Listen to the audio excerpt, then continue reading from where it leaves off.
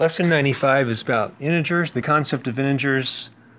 We know a lot about integers already. We kind of use them naturally. The integers are all the whole numbers, like 0 and 1 and 2 and 3, and they just keep going in that pattern. But they also go to the left of 0, like -1, -2, and -3, and then they just keep going.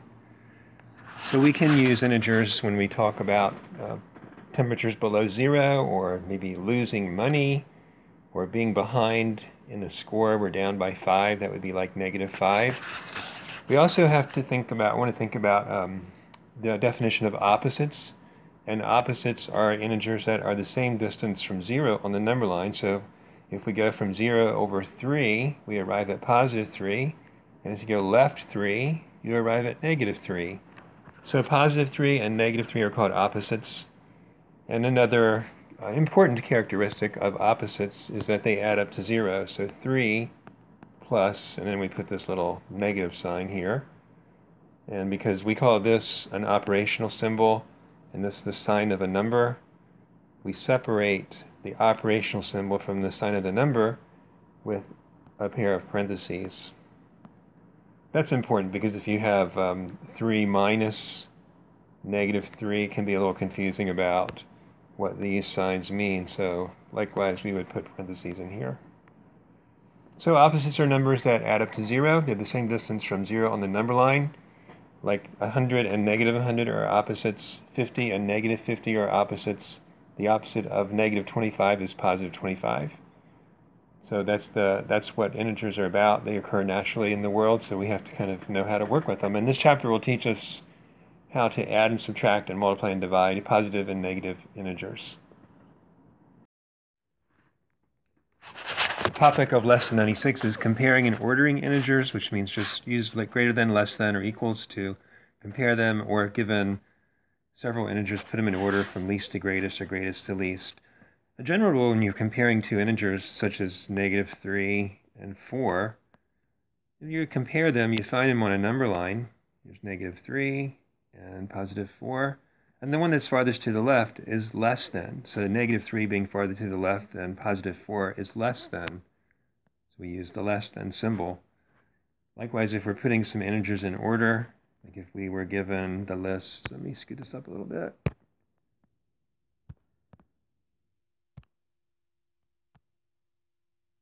Let's talk about, let's say 7, 0, -3, 2, -4. We can find the one that's farthest to the left. In this case would be, 7 would be over here by 6. Sorry, it's not on the list, but we can imagine where it's at. 0, and 0 is a great reference point here, by the way, because everything that's positive, like 7 and 2, will come to the right of 0. So we could put 0 in. We can just start by listing 0. And we know 2 is less than 7. We're going from least to greatest here, by the way. And 7 is the highest, which leaves us with the -3 and the -4. And the one that's farthest to the left, when we compare them, which is -4, is the smallest. So -3 would be larger than -4. So if I want to work this way, I'll put -3 in here and then -4. So here's an example of comparing integers. And here is ordering integers. Lesson 97 is an introduction to addition of integers, and we're going to use a technique called counters to draw a model of each of these addition problems. Let's talk about when this might occur. When might you have problems like 3 plus -2 or -4 plus 5? And I'll give you different kinds of examples. 3 plus 2, -2 could be something like you have $3, but you owe $2. So what's your net? Like if you owe 3, if you have 3 and owe 2, after you pay, how much would you have left after you do that? Or maybe you're 4 points behind in a basketball game and you score the next 5 points. So are you ahead or behind? Positive would be ahead, negative would be behind. Or maybe the temperature is 7 degrees below 0, and then it drops another 2 degrees. So what's the temperature? Or 6 plus 1 is when you're used to. Maybe you have 6 pencils and you find one more. How many do you have altogether? So let's look at a technique that will help you always get the right answer. although it's not useful for numbers that are really far away from 0, and you'll see why pretty quickly. This just helps you understand how it works. For positive 3, we're going to draw 3 positive signs, or 3 plus symbols, and that represents 3 positive signs. For negative 2, we're going to draw 2 negative symbols. This would represent a positive 1 and a negative 1, another positive 1 and another negative 1. So this is 2 positives and 2 negatives. And we learned in the first chapter that opposites add up to 0.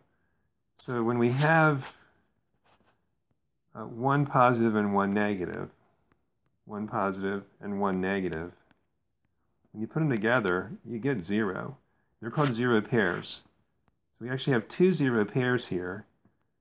So this is showing that 2 plus negative 2 is 0, but the whole picture is showing 3 plus negative 2 is a net of 1 positive. So 3 plus negative 2 equals 1. So I can't remember what the example was for this, but I think it was with money. If you have $3 and you owe $2, you're basically $1 ahead. So the negative 4 plus 5 could be drawn with 4 negatives and 5 positives, and you put them right above and below each other. Then mark off or circle or group an equal number of positives and negatives. And let me get rid of some of this stuff here. Yep, I didn't want to get rid of it. So this was our problem. So the part that's the answer would be this 1 positive. So negative 4 plus 5 is positive 1. Negative 7 plus negative 2. It's a little different problem. We have 7 negatives. 1, 2, 3, 4, 5, 6, 7. And 2 more negatives. And we can't make any 0 pairs. There's no positives to pair up with any of the negatives. So the answer is just the total number of negatives that we have. 1, 2, 3, 4, 5, 6, 7, 8, 9. So this answer is negative 9. And then the one that you're familiar with, you already know that 6 plus 1 is 7, but what would it look like with the counters? It would be 6 positives added to 1 more positive for a total of 1, 2, 3, 4, 5, 6, 7 positives.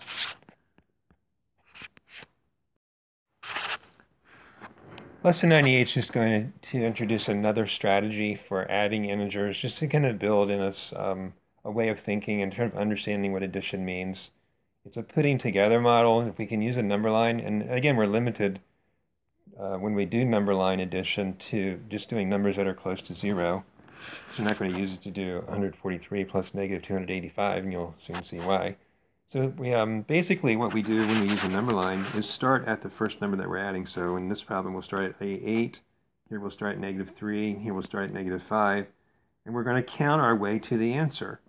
And so once we locate the first add-end, and it's all addition, everything's.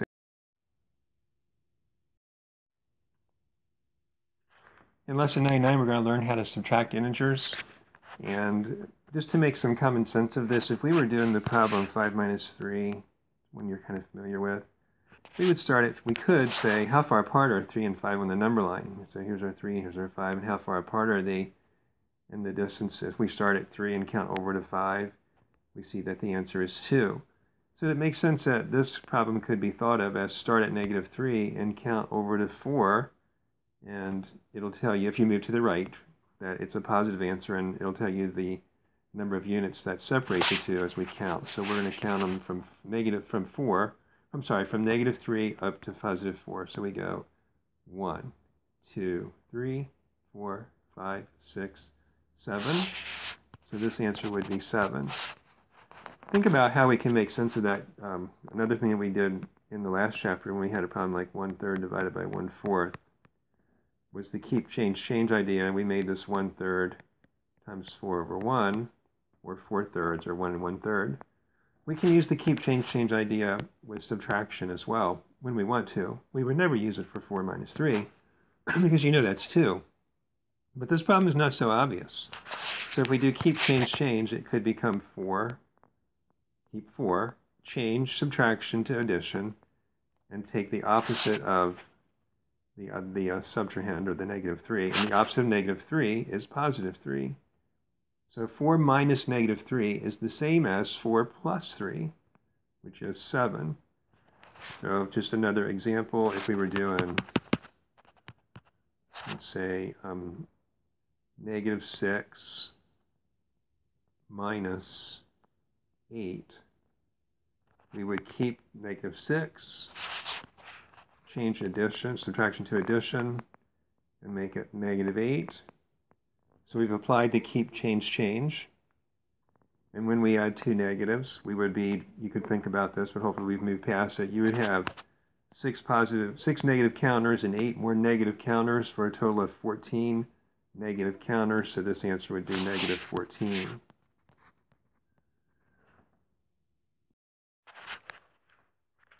The topic of lesson 100 is multiplication of integers. Even before we start, I want to tell you that the rule for multiplying and dividing is the same, but it's not the same as adding and subtracting. When you add integers that have the same sign, like when you add two negative numbers, such as -5 plus -4, you can just add 5 and 4, 9, and give it a negative sign, because two negatives always add up to be negative. Two positives always add up to be positive. When you add a positive and a negative, sometimes the answer is positive and sometimes it's negative. It depends on which one you have more of, the positives or the negatives. Multiplication and division have a different rule. It's actually simpler. But let's think about what multiplication is to develop that rule. And we want to think of multiplication as repeated addition. So if you have a problem like 4 times 3, which you know is 12, that's the same as 4 added 3 times. It's repeated addition. So that's 12. So if you have -4 times 3, that would be the same as -4 plus -4 plus -4, which would be -12. Now if you have -4, let me make that a 4, times -3, it's hard to think of a model to actually explain what this would look like. But if you look at the pattern that we have, that when you multiply two positives, you get a positive. When you multiply a negative times a positive, you get a negative. It stands to reason, you notice the signs just switched. This was positive, this was negative. If you just change the sign of one of the numbers that you're working with, like we keep the -4 the same, and go from 3 to -3, there's no way that the answer can be -12, because the answer to -4 times +3 is -12, and this is a different problem.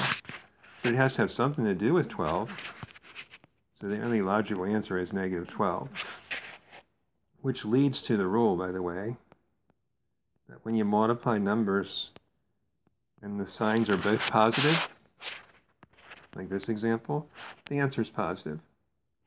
If the signs are both negative, then the answer, this should be +12, by the way. I'm not sure what the world I put a negative there for. And if you have a positive answer, you don't need to put the positive sign. It's just write 12. So when you have two negatives, the answer is positive when you're multiplying. If you're multiplying and the signs are different, the answer is negative. So this would be -12. So try this problem, 5 times -3. Think about it for a second. It's 15, something to do with 15. Is it positive or negative? The rule is if the signs are different, the answer is negative. So this would be -15. If it was -5 times +3, it would still be -15. If it was 5 times 3, it's +15. And if it's -5 times -3, it's +15. To sum up the rule, when you're multiplying two numbers together, if the signs are both positive or both negative, the answer is positive. If the signs are different, then the answer is negative. The rule for dividing integers is the same as multiplying. When you divide integers, like when you multiply them, if the signs are the same, that is, they're both positive or both negative, the quotient is positive. If the signs are different, the answer is negative, or the quotient. Quotient means answer to a division problem. So just a couple of examples. If you have 8 divided by -2, That would be -4, which, by the way, you can show this problem as 8 over -2. It still means divided by. You have -16 divided by -4. The equation is +4. You can look at the relationship between division and multiplication too, by the way. If you take the dividend or the divisor and multiply it by the quotient, you get the dividend. -4 times +4 is -16. -2 times -4 is +8. So in summary, that's it. It's a really short idea. You need lots of practice at it. But the rule is same as multiplication, same sign. Positive answer, different sign, negative answer.